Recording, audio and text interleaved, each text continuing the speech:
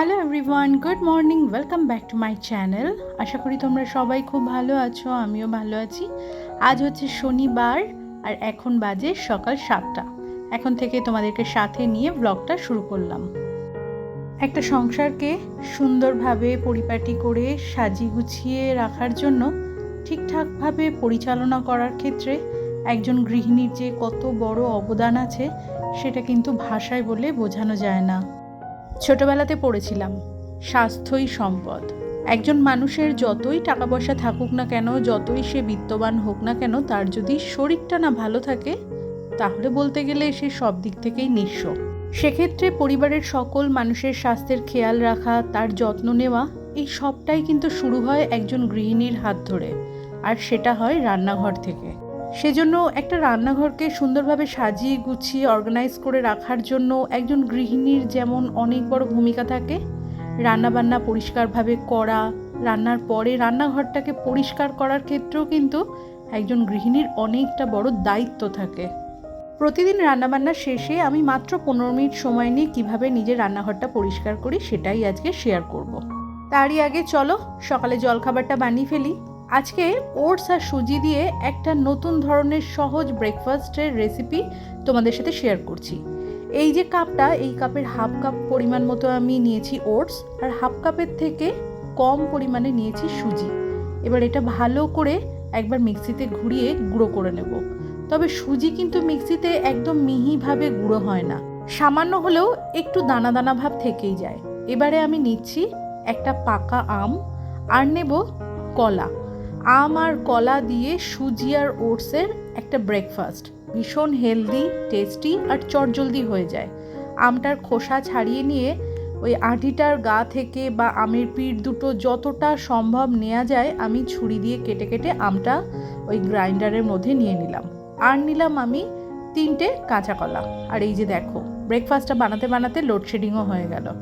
আমার এই ক্যাবিনেটের নিচে যে লাইটটা জ্বলে, এই লাইটের কানেকশানটা ইনভার্টারের সাথে যুক্ত নয়, ওই জন্য কারেন্টটা চলে গেলে পরে এই লাইটটা নিভে যায়। ব্যাক সাইডের ওয়ালের লাইটটা আমি জ্বালিয়ে নিলাম।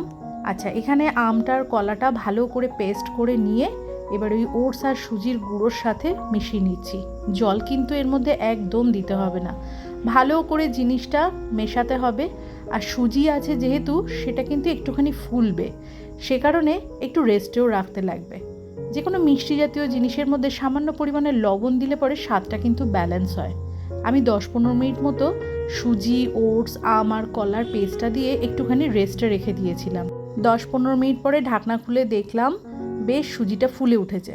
তখন ওই মিক্সির বাটি ধোয়া সামান্য পরিমাণে জল ওর মধ্যে মেশালাম। ব্যাটারটা একদম কিন্তু থকথকে হবে, খুব একটা বেশি কিন্তু পাতলা হবে না। এটা কিন্তু অলমোস্ট রেডি হয়ে গেছে। আমি এবার এটাকে ফেটিয়ে নিলাম।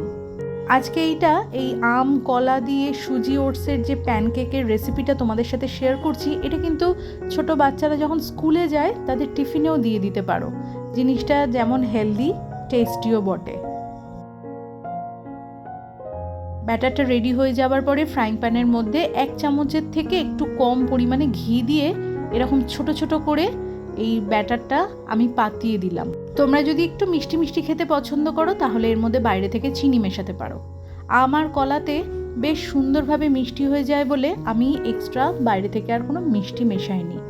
এবারে দেখো, ঘি দিয়েছি, দেওয়ার পরে ব্যাটারটা দিয়ে দেওয়ার পরে আমি জাস্ট ওই 1 মিনিট পরে নাড়িয়ে দেখলাম জিনিসটা পাত্র থেকে ছেড়ে যাচ্ছে কিনা।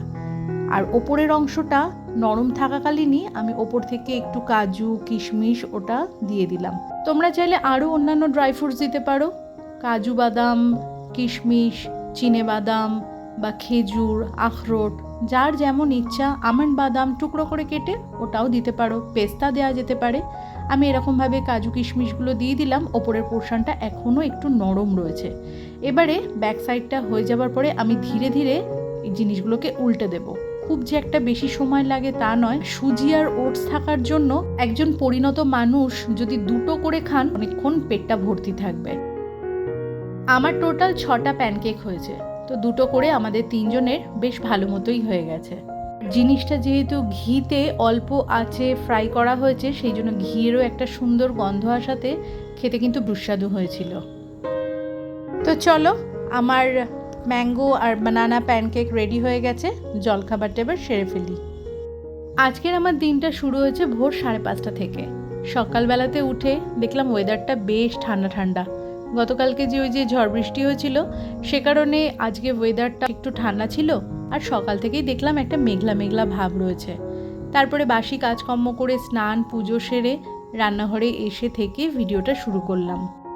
সকালে জলখাবারটা সেরে নিয়ে দুপুরে রান্নাবান্না করছি। আগের দিনের বাজারে চাল কুমড়ো এনেছিল, সেই চাল কুমড়ো পুরোটাই কেটে ফেলেছি।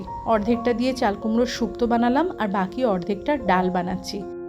ওদিকে মুখি কচু আর আলুও কেটে রেখেছি, সেটা দিয়ে আজকে মুখি কচুর কষা হবে।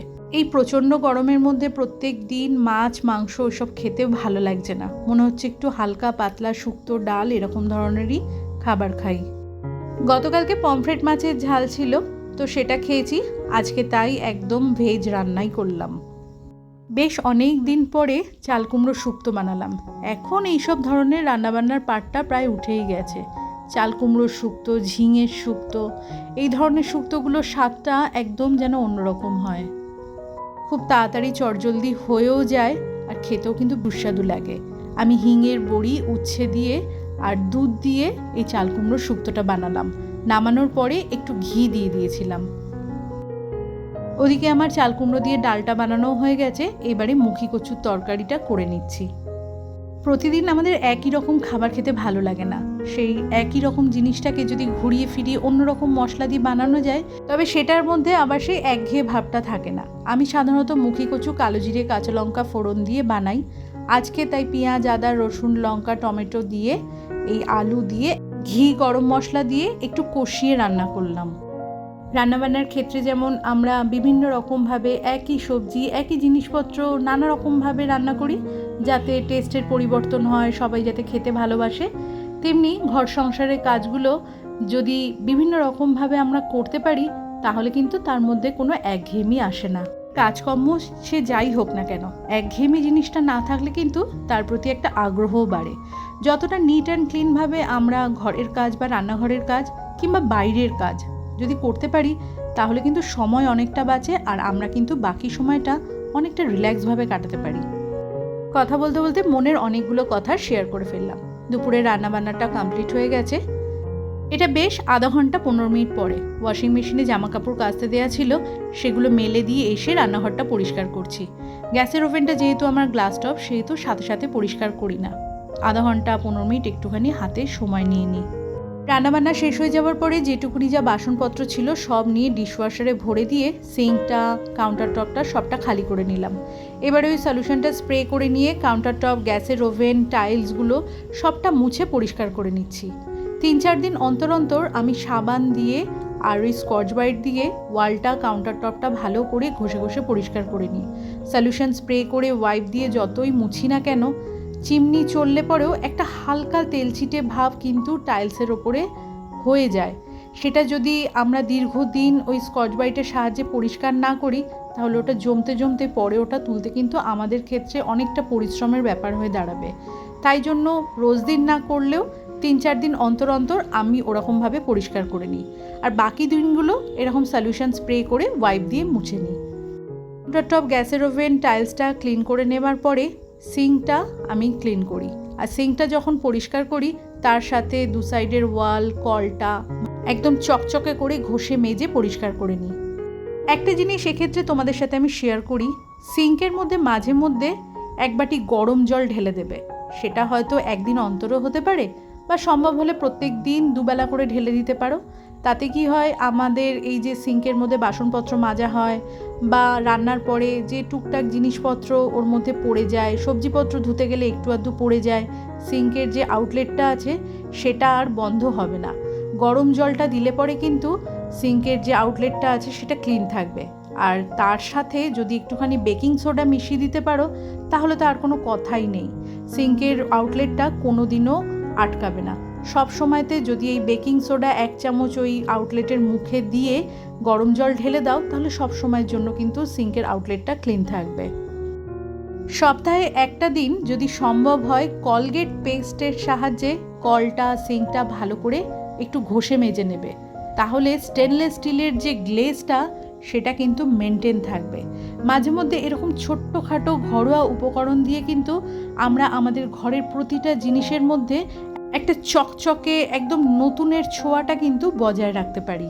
কলগেট পেস্ট দিয়ে যে আমাদের কিচেনের কত জিনিসের মধ্যে ওই চকচকে গ্লেজ ভাবটা আমরা মেনটেন করতে পারি, সেটা কিন্তু আমি আমার পুরনো কোনো একটা টিপসের ভিডিওতে শেয়ার করেছিলাম।